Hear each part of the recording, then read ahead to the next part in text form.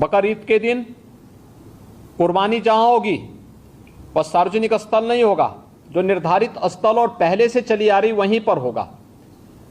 हम सुनिश्चित करें कि यह स्थान कोई सड़क, कोई चौराहा या कोई ऐसा सार्वजनिक पार्क या कोई ऐसा स्थल न हो जहां को लेकर के अनावश्यक विवाद हो।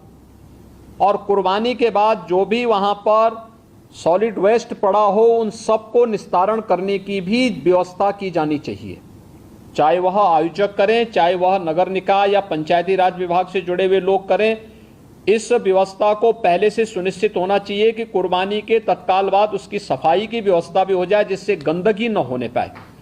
और वह जो सॉलिड वेस्ट आप डालेंगे वह एक ऐसी जगह रखना चाहिए जहां बस्ती से दूर हो, नहीं तो बहुत तेज बदबू करेगा। उसके बाद तमाम प्रकार की बीमारियां और अन्य संक्रामक बीमारियां वहां पर होने के खतरे होते हैं। इन चीज़ों को सुनिश्चित करेंगे। उसको पानी में बहाएंगे भी नहीं, ये भी सुनिश्चित करेंगे। जल जमाव न हो कहीं भी नगरीय क्षेत्र में, चाहे वह बकरीद से जुड़े हुए आयोजन हो, कावड़ यात्रा से जुड़े हुए हो, नाग पंचमी के कार्यक्रम हो, या फिर श्रावण पूर्णिमा के या सावन जो मेला लगता है अयोध्या में, कहीं भी जल जमाव न हो। और 31 जुलाई से 9 अगस्त के बीच में मुहर्रम भी है। देखिए, सभी आयोजन एक दूसरे के साथ जुड़े हुए हैं। मुहर्रम के दौरान इस दिशा से इसकी कार्य योजना बनाने के लिए जो हम लोगों ने धर्मगुरुओं के साथ संवाद बनाने की कार्रवाई को विभिन्न अवसरों पर अपनाया है, उसको हम पहले से ही तैयारी कर लें। और बहुत सारे जनपदों ने इस पर अपना कार्य प्रारंभ भी किया है।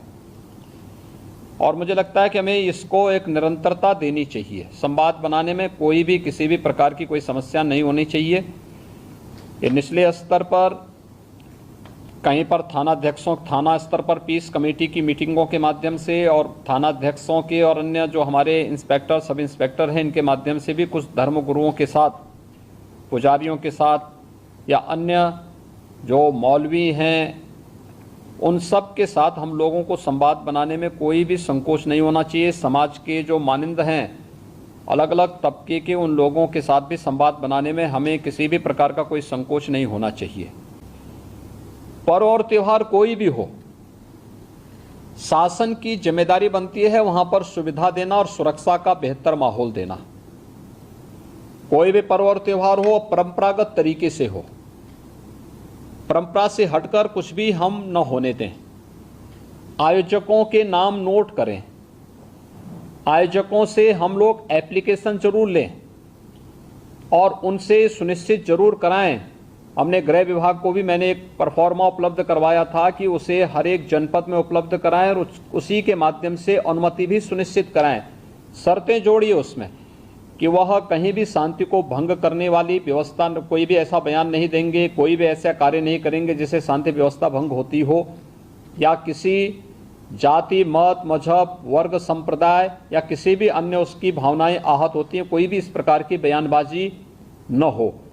इस पर ध्यान देने के लिए हमें जहां व्यवस्था बनानी पड़ेगी वहीं साथ ही साथ हम इस बात को सुनिश्चित करेंगे बकरीद के लिए मुस्लिम धर्मगुरुओं के साथ और इस आयोजन के साथ जुड़े हुए जितने भी लोग होंगे उन सभी के साथ हमें संवाद बनाना होगा।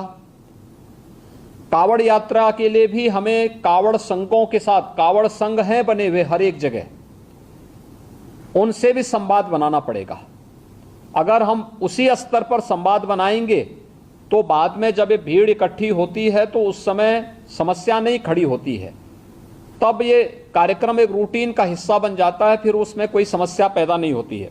यह सुनिश्चित करें क्योंकि ये सारे कार्यक्रम पड़ेंगे और 15 अगस्त को स्वतंत्रता दिवस का कार्यक्रम भी होगा, जो बात चूँकि अमृत महोत्सव है आज़ादी का, तो इस अवसर पर कुछ विशेष आयोजन होंगे। उन आयोजनों के साथ पूरा प्रदेश जुड़ेगा।